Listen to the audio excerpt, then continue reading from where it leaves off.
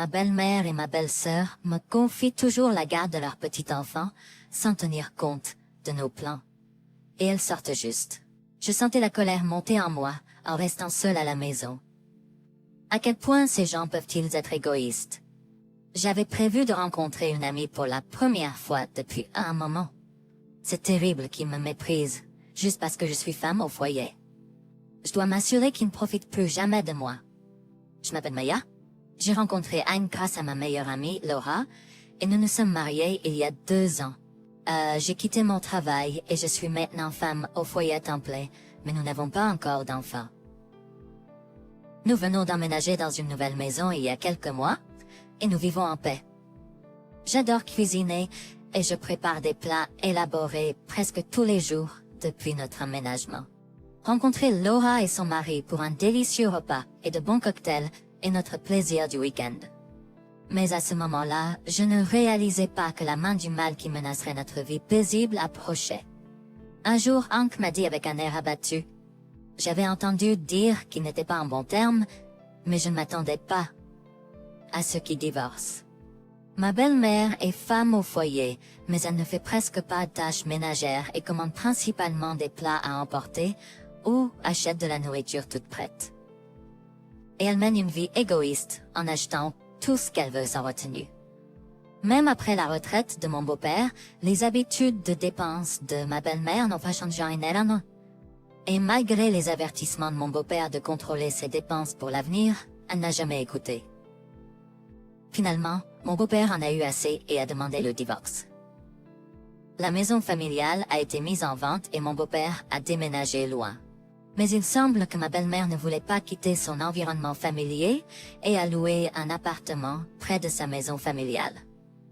Quelques semaines après le divorce, ma belle-sœur a également divorcé. Selon l'histoire, elle avait trompé son mari et quand il l'a découvert, il a demandé le divorce. En conséquence, elle a emménagé chez sa mère avec sa fille Sonia qui aura bientôt 3 ans. Malheureusement, ces 2 catastrophes allaient finir par m'affecter. J'ai été appelée par ma belle-mère après longtemps. Et sans me douter de quoi que ce soit, je me suis dirigée vers son appartement. Mais c'était une erreur. J'ai été appelée par ma belle-mère après longtemps, et sans me douter de quoi que ce soit, je me suis dirigée vers son appartement.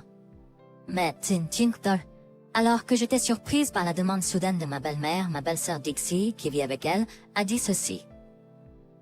En m'ignorant, ma belle-sœur est rapidement partie. Ma belle-mère est restée allongée sur le canapé à regarder la télévision. Je n'arrivais pas à digérer la situation et j'ai fini par m'occuper de ma nièce et répondre aux demandes de ma belle-mère. Ma belle-sœur est rentrée après 18 heures ce soir-là.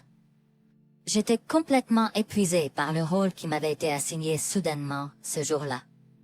Ma belle-sœur avait prévu de venir un peu plus tôt à partir de demain, mais je n'aurais jamais imaginé que ces jours continueraient ainsi tous les jours à partir de maintenant.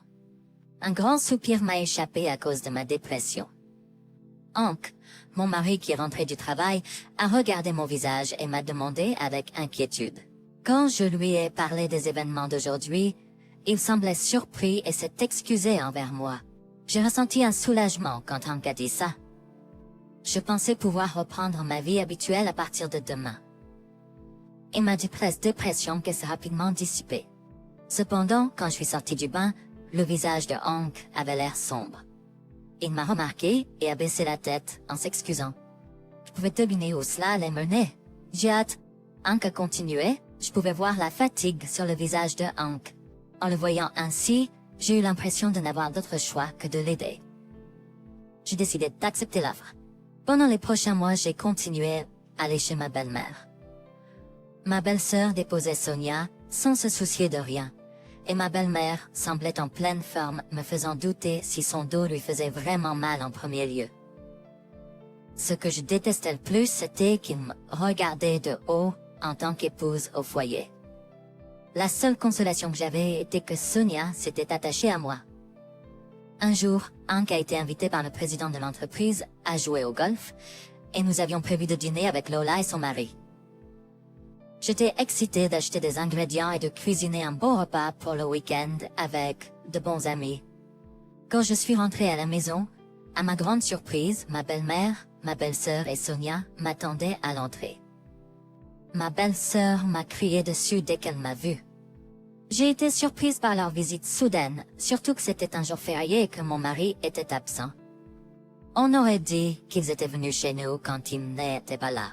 Ma belle-mère s'est précipitée vers moi et est entrée dans la maison sans permission. Puis ma belle-sœur a pris la parole. Après avoir fini quelques collations, ils ont laissé Sonia avec moi et sont sortis. S'occuper de Sonia tout en préparant le dîner serait difficile.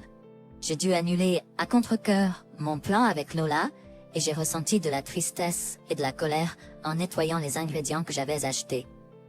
Pourquoi était-il si égoïste? Depuis que j'ai commencé à aller chez ma belle-mère, mes tâches ménagères ont doublé.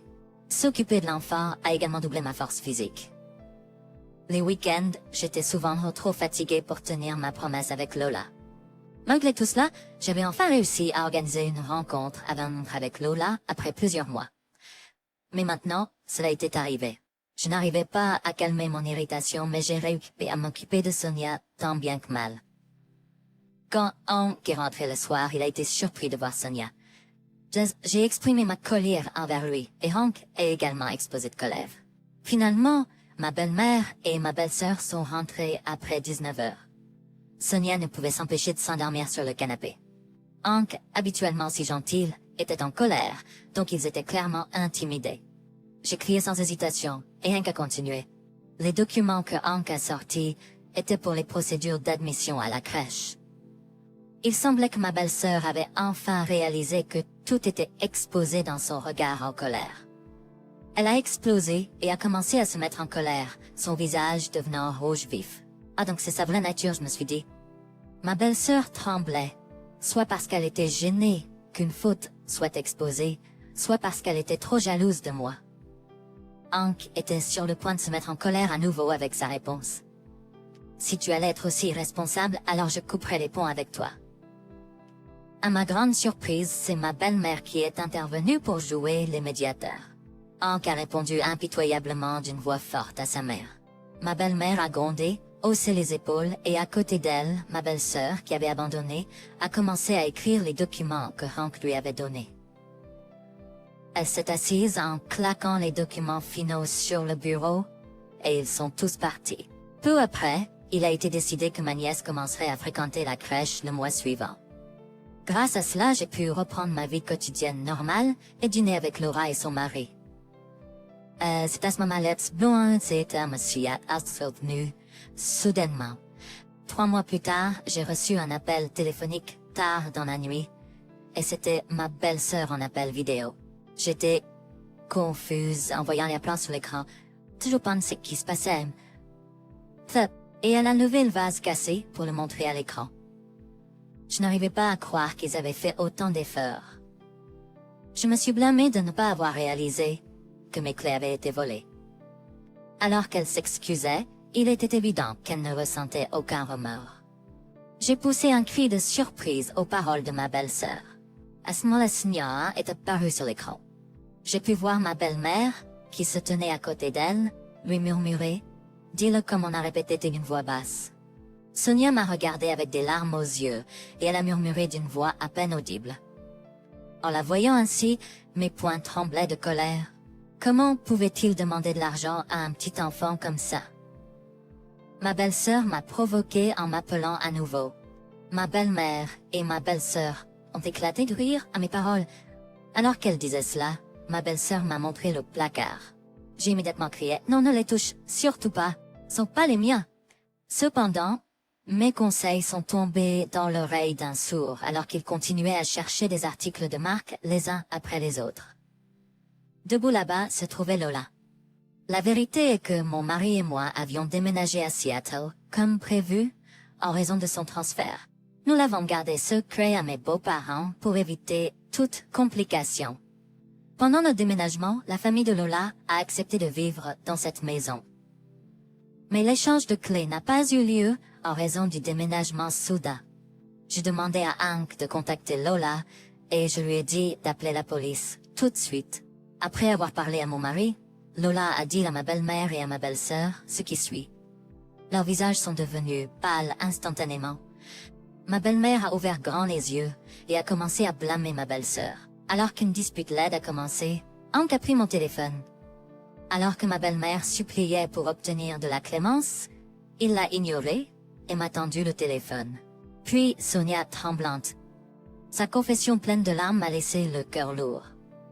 Je ne pourrai jamais leur pardonner d'avoir causé une telle détresse à une enfant innocente. J'ai parlé d'une voix douce pour la réconforter. Ensuite, la police est arrivée et a arrêté les deux. Sonia a été placée en garde à vue et remise à son père. Je prévois de lui rendre visite quand je rentrerai chez moi. Ma belle-sœur et ma belle-mère se sont retrouvées avec une grande dette à cause de la compensation qu'elles ont dû payer pour leurs méfaits, ainsi que des loyers impayés et des factures de carte de crédit. Après avoir été pris en charge par la police, elles ont travaillé sans relâche du matin jusqu'au soir. Pendant ce temps, le travail excellent de Hank à l'entreprise a conduit à sa décision de rester à Seattle de façon permanente. J'ai poursuivi ma passion pour la cuisine et ouvert un petit restaurant. Lola et son mari prévoient de nous rendre visite lors de l'inauguration. J'ai hâte de commencer une nouvelle vie et de retrouver mes meilleurs amis.